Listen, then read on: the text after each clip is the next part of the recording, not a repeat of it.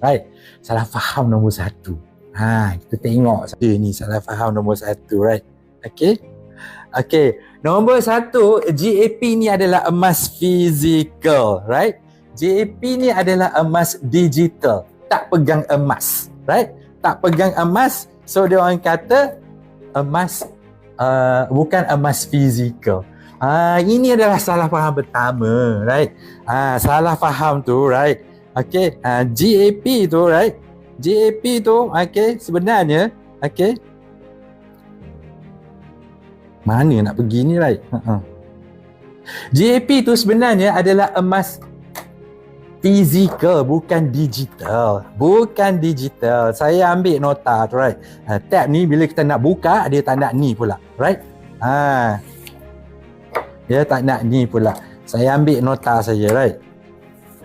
Ni dia. Ini, right? Ada yang ingat ini adalah digital, right? Okay, sorry ya, ini bukan digital, ini adalah physical. Right? Okay. Kalau kita tekan withdraw, right? Dia akan keluar macam ni.